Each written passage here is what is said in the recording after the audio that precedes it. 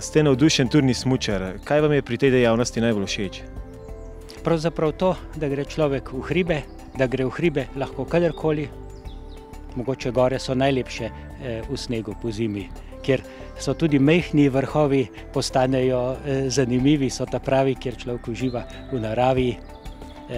Prvinsko je po svoje izziv, torej hoja navzgor, iskanje novih poti, novih možnosti in druga stvar, seveda veliko veselje potem smučati dol, če so dobre razmere. Torej pri turnem smučanju ne gre samo za smučanje? Ne, nikakor ne. Turno smučanje je celotno doživetje, pravzaprav je smučanja sorazmerno malo. Če hočemo smučati, pa piliti tehniko, gremo raje na žičnico, na smučišče. Turno smučanje je celotno doživetje. To pomeni narediti turo z smučmi. Tura pomeni iti gor, mogoče celo z derezam, s cepini in potem smučati navzdol. Mogoče parkrat gor in dol čez neke hribčke. Ne samo smučanje, seveda ne. Kako pa je s pogoji za to dejavnost pri nas? Kje so najboljši tereni za turno smučanje? To pa je odvisno od razmer. Takoj, ko zapade prvi sneg, ponavadi začnemo že tam nekje oktobra, novembra, sigurno, v okolici svojih mest na nižjih gričih, da se iti na prijetne sprehode, recimo iz Ljubljane na Pohograjce v svežem snegu. Potem v zimskih razmerah, nekje sredogorje, ko se razmere stabilizirajo, kot je zdaj, se da že iti v visokogorje, sneg postaja počasi predelan. Čez kakšen mesec bomo morali iti že nekje na 2000 metrov in počasi se premaknemo še kakšen grapa, recimo križ, mogoče za Cmerom. Nato pa sledijo ledeniki 3000-aki v Avstriji, mogoče Großglockner, Johannisberg, kakšen Venediger. Včasih gremo tudi v Švico pogledati in sezona se tam nekje konec julija, sredina julija zaključi. Kako pa ste turni smučarji pri nas organizirani? Kako se družite? Družimo se večinoma na turni smuki, dobivamo se včasih posebej, zato da izmenjamo izkušnje, ampak turno smučanje je tradicionalno aktivnost, ki je neorganizirana. Hodimo v manjših skupinah s prijatelji, redko sami, ker to ni najbolj pametno. Najboljše je v manjših skupinah. In večina turnih smučarjev je seveda članov kakšnih gorniških klubov, planinskih društev ali kaj podobnega. Obstaja pa tudi turni klub Gora, ki združuje pretežno turne smučarje. Kako pa je pravzaprav sploh prišlo do turnega kluba Gora in kako funkcionira danes? Začetki so precej nenavadni za turno-smučarski klub, namreč začeli smo z računalnikom. Začetek je bil v računalniku, že v predinternetnem času smo začeli zbirati informacije, komunicirati preko računalnika. Ko se je pojavil internet, smo pisali preko naše spletne strani in ko smo se pred 10 leti prvič dobili, 11 leti, prvič srečali v živo tisti, ki smo pisali, se je pojavila ideja, da ustanovimo svoj klub. In tako smo dobrih 10 let od tega ustanovili turni klub Gora, ki pa ima pravzaprav začetke v internetu, čeprav se takrat še to ni tako imenovalo. In danes imamo še vedno zelo živo spletno stran, ki je osnova tega delovanja. Kako je pri nas poskrbljeno za vzgojo na področju turnega smučanja? Pri nas je poskrbljeno tako, da pri Planinski zvezi v Mladinski komisiji organiziramo tedne turne smuke. Drugače za čiste začetke pa najboljš v okviru družine, pa mogoče družinskega gorništva. Aktivni so tudi posamezni mladinski odseki in pa tudi druge komisije v okviru Planinske zveze Slovenije, ki organizirajo tudi svoje tečaje oziroma izobraževanja glede turnega smučanja in nevarnosti pozimi. Kaj je pri tej vzgoji pomembno? Na kaj dajete poudarek na tečajih turnega smučanja? Na naših tečajih dajemo predvsem poudarek na nevarnosti v gorah, kako se varno gibati pozimi, kako opazovati naravo in vremenske razmere in se prilagajati trenutnim razmerim na terenu, da ne rinemo z glavo čez zid, če pogoji niso varni, pa že se znamo tudi obrniti. S čim pa po tvojem mnenju ta dejavnost, turno smučanje, najbolj navdušuje mlade? Jaz mislim, da pač že sama narava kot taka, gore pozimi so zelo privlačne, tudi nekakšne samostojnosti in pa pač zato, ko ni toliko ver, kje bi se dol spustil, pač lahko sprostijo svojo energijo, ki jo imajo, in to mislim, da jih zelo privlači, da tudi pobegnejo od tega modernega sveta. Kako se je pa na neko turno-smučarsko turo potrebno pripraviti? Na kaj vse treba biti pozoren? V prvi vrsti treba vedeti, da gre za gorniško dejanje. To se pravi, treba imeti predvsem poznavanje gora, pa teh hribovskih izkušnji treba imeti. Zdaj, če se nekdo, ki dobro smuča in bi se rad začel ukvarjati tudi s turno smuko, je seveda zelo dobro, da se vključi v neko alpinistično šolo ali pa v določen turno-smučarski klub, odsek, kakorkoli se že pač imenuje, kjer imajo ljudje izkušnje, kjer bojo znali prenesti tudi in povedati, na kaj je treba paziti, ko se gre pozimi gore. Ker vemo, da je lahko tudi nevarno, predvsem gre za največjo nevarnost, to so snežni plazovi. Pri teh stvarih se pa treba skozi čas nabrati izkušnje in najboljše to početi organizirano oziroma si najeti gorskega vodnika. Sicer pa, ko se odpravimo, pač preveriti snežno odejo oziroma razmere, poslušati napoved in pa seveda ravnati se na samem kraju, narediti določene preskuse snežne odeje in pa uporabljati tisto zaščitno opremo, ki je danes na voljo. Vemo, da imamo plazovne žolne oziroma obstajajo tudi že ABS nahrbtniki, ki nas lahko obvarujejo pred samim zasutjem. To se pravi, uporaba najprej znanja, izbrati pravilne razmere oziroma razmeram prilagoditi svojo turo in pa uporabljati zaščitne stvari. Oprema za turno smučanje je po eni strani dosti podobna opremi za alpsko smučanje, po drugi strani pa kar veliko razlik, ne? Ja, točno. Pravzaprav, ko se turni smučar na vrh pripravi in ko se smuča navzdol, je enak ali pa podoben navadnemu alpskemu smučarju. To se pravi, v tistem trenutku se on smuča. Je pa bistvena razlika, seveda, kako bo on prišel na začetek svojega spusta. To se pravi, da se vzpenja in turna smučarska oprema nam pravzaprav omogoča, da mi na smučeh se vzpenjamo. Zdaj, kaj za to rabimo? Zdaj, ključne stvari sta prav gotovo dve. To je vez, ki se pri samem vzponu je omogočeno dviganje pete, in pa druga stvar, ki je bistvena, so pa psi, to se pravi kože, ki si jih nalepijo na drsno plosku in omogočajo vzpenjanje. To sta dva ključna elementa. Seveda se pa turno-smučarska oprema potem zelo poskušala pač prilagoditi temu kompromisu, po eni strani lahkota pa enostavnost vzpenjanja in pa potem zadost opore pri samem smučanju. Kako pa je s samimi čevlji? Po eni strani vemo, da morajo biti kar gibljivi, ne? Po drugi strani morajo pa ob spustu biti dovolj močni, da fiksirajo nogo.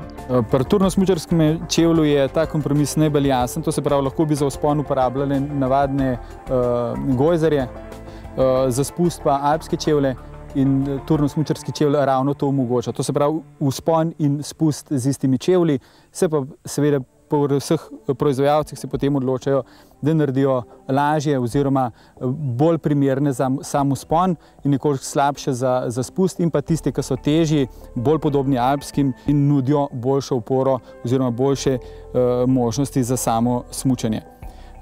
Zdaj, ko nekdo izbira turne čevlje, je predvsem treba paziti, da mu nekako, mi rečemo, sede na nogo, ker pač kopita so zelo različna, tako da to je tista stvar, ki je najbolj pomembna. Kako pa je s turno-smučarskimi palicami?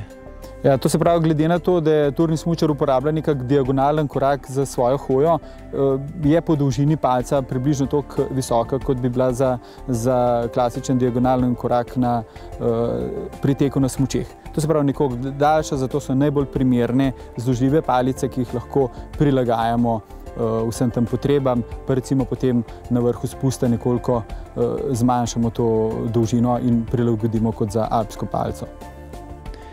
Kakšne so pa potem razlike med naprimer opremo za turno smučanje in pa to specifično opremo, tekmovalno opremo za tekmovalno turno smučanje? Ja, tekmovalni turno smučarji pač skušajo uporabljati čim lažjo opremo. In temu se tudi, bom rekel, prilagajajo proizvajalci in res poskušajo narediti zadevo čim bolj optimalno, čim lažjo. Zadeva se res drastično teža zmanjšuje tekmovalnega turnega smučanja, tako da je že te razlika očitna že v sami širini. Dolžina ponavadi se uporabljajo 160 cm dolge smuči, ne daljše, tako da je, če povem za ilustracijo, teža ene smučke že krepko pod 1 kilogramom in tudi vsi ostali deli opreme, tako kovje, čevlji, vsa oprema, ki se obvezno nosi s seboj, se pač poskuša izdelati čim lažje. Tako dereze, cepin, vse tiste stvari, ki jih tekmovalni turni smučar uporablja, ki jih mora uporabljati zaradi svoje lastne varnosti, so nekako po teži narejene čim lažje. Kakšna je drugače zgodovina tekmovalnega turnega smučanja, tako pri nas kot tudi v tujini? Ja, ta zgodovina je že zelo dolga, no, tako da tekmovalci že, ne vem, odkar so pravzaprav začeli s smučmi po zimi okrog hoditi, so eni že poskušali tudi tekmovati, tako da recimo Triglavski turni smuk že v 20 letih prejšnjega stoletja, ne, tako da ta zgodovina je izjemno dolga. Zdaj, resno tekmovalno smučanje ima pa tudi potem kar tak fin razvoj v zadnjih recimo 8 letih, da se je zadeva, da se je postavil prvo svetovno prvenstvo in od takrat naprej so pa zadeve, bom rekel, na mednarodnem nivoju toliko daleč doterane, da zdaj je stvar zelo utečena, množično ratuje in pa tudi zelo kvalitetna. A se sploh da primerjati te tekme v tujini pa naprimer naše? Jaz mislim, da so povsem primerljive, tako da zdaj so že tudi različne discipline tekmovalnega turnega smučanja, tako da višinske razlike so različne, pač od mogoče majčkeno manj kot 1000 metrov, pa lahko tudi tiste daljše razdalje 3000 metrov višinske razlike samo v vzponih. Tako da jaz mislim, naše tekme pa zunaj so primerljive.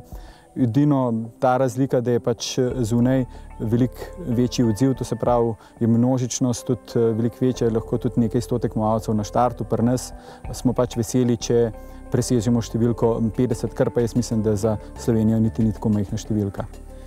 Kako uspešni pa smo Slovenci na mednarodnih tekmah? Ja, do zdaj najboljši rezultat na tekmah za svetovni pokal je 3. mesto Nejca Kuharja. Na svetovnih pa evropskih prvenstvih imamo pa tudi nekaj rezultatov, nekajkrat 5. mesto in pa ekipno smo bili tudi že na svetovnem prvenstvu 8. Tako da bom rekel, da smo nekje v prvi polovici v svetovnem merilu, kar se tiče tekmovalnega turnega smučanja. Kako navadno potekajo priprave na takole tekmovanje? Ja, najprej se določi dolžina trase, potem kontrolne točke določimo, menjave, tam, ko se potekajo menjave psov, psi gor dol, potem se označijo spusti, ponavadi spuste označimo z drugačno barvo zastavic, da malo tekmovalci razločijo. Če je težaven spust, recimo mi smo imeli temno modro, kontrole določajo smer, kontrolne točke in potem treba je paziti na približno traso, da je dovolj dolga za vse tekmovalce, da ni za ta prve premalo, pa za ta slabše tekmovalce preveč. Kaj pa lahko predstavlja glavni problem pri organizaciji takega tekmovanja in kako je poskrbljeno za varnost? Ja, glavni problem so trenutne snežne razmere na terenu. Prav zaradi tega smo tekmo iz Logarske doline, iz Okrešlja in Savinjskega sedla zaradi nove zapadlega snega prestavili na Golte, ker tukaj ni nobenih nevarnosti za kakšne plazove ali pa kaj takega. Zaradi tega smo se potem odločili za tekmo na tem lažjem terenu. Koliko časa že treniraš tekmovalno turno smučanje in kaj te sploh navdušilo nad tem dokaj nepoznanim športom? Ja, treniram recimo bolj resno ga zdajle zadnje 3-4 leta. Navdušil me je pa v bistvu, lahko rečem, kar oče, ki se tudi že od mladih nog s tem ukvarja, pa z alpinizmom. Pa me je pa sama v bistvu lepota tega športa me je pa privlačila, v bistvu, ker je res en tak zelo lep, kompleksen, težavnostni šport, no, tako da ful mi je všeč, no. Kako pa izgledajo tvoji treningi? Kako potekajo?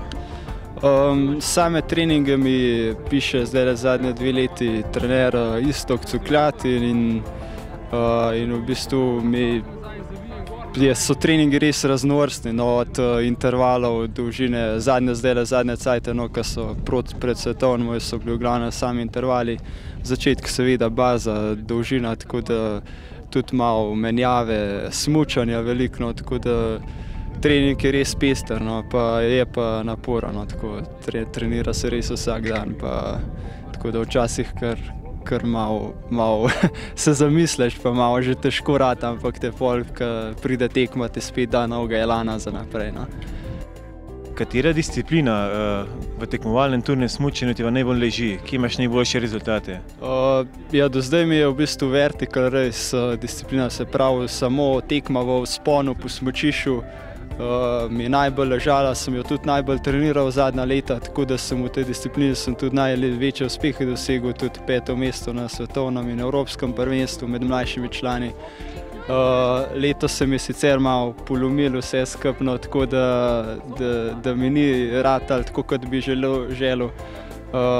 Mi je pa zdaj zadnje cajte tudi zmeraj bolj se pač pozna, da se nekako razvijam tudi, da sem še zelo mlad in mi tudi te klasične tekme individualne zmeraj bolj pašejo, tako da počasi se bom prelevil tudi od tega malo bolj na dolgo, pa tudi smučar sem z vsakim letom boljši, tako da se počasi razvijam. Z Nejcem Kuharjem, s katerim tudi redno trenirata skupaj, sta v bistvu v zadnjem letu 2 zelo izenačena po rezultatih. Je to kakšna dodatna motivacija pri treningih in tudi pri tekmah? Ja, jaz sem lansko sezono se posvetil bolj faksu, letos sem pa glede na to, da imam nekoliko več časa, sklenil, da bom tudi resno pristopil k treningu. Zato sem se odločil, da začnem sodelovati z istim trenerjem kot Nejc. To je pomenilo tudi, ker so že tako prijatelja, da trenirava skupaj. To nama tudi pomeni, da se skupaj voziva na treninge in je tako precej lažji. In tudi sam trening je veliko bolj učinkovit, če imaš nekoga, ki te vleče, oziroma da se tudi na treningih med sabo nekako, kako bi rekel, spopadeva, da res dajeva tisti maksimum od sebe, kar potem pomeni hitrejši, boljši napredek in rezultate na tekmah. Kako trenirate oziroma kaj počnete poleti, ko ni snega? Poleti, ko ni snega, večinoma hodimo v hribe, malo za živancijo, nekaj tudi resnega treninga, intervalov, predvsem pred kakšnimi gorskimi teki, potem tudi kolesarjenje, večinoma pa hribi, no. Tekmovalno turno smučanje se odvija v lepem gorskem okolju, vendar je tudi zelo intenziven šport. Koliko tega okolja lahko sploh vsrkaš med samo tekmo vase? Ja, zdaj odvisno od tega, koliko je sama tekma dolga in kakšno je vreme. Če je zelo dolga tekma, ponavadi zapadeš v tisti svoj ritem, med katerim lahko tudi majhen vržeš pogled po okolici. Če je pa zelo intenzivno samo tekmovanje, je pa bolj gledaš samo progo in kakšne ne vem kako živanske zadeve ni, da bi zdaj prav užival v razgledi. Kako se pa razlikujejo tekmovanja za ženske in pa za moške v tekmovalnem turnem smučanju? Ja, včasih ženske takole na štartu uspemo malo zlobirati, pa kakšno pentalco dobimo manj, pa kakšnih nekaj 100 višinskih metrov, ampak sicer so pa enaka, ne, za ženske in za moške. Danes je bilo enako, so nas kar fajn sprehodili.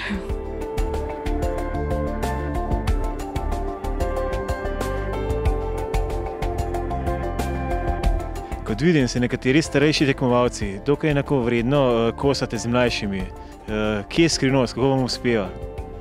Ja, ta prva skrivnost je to, da imamo rad šport na splošno, pa to, da se redno udeležujemo teh tekem.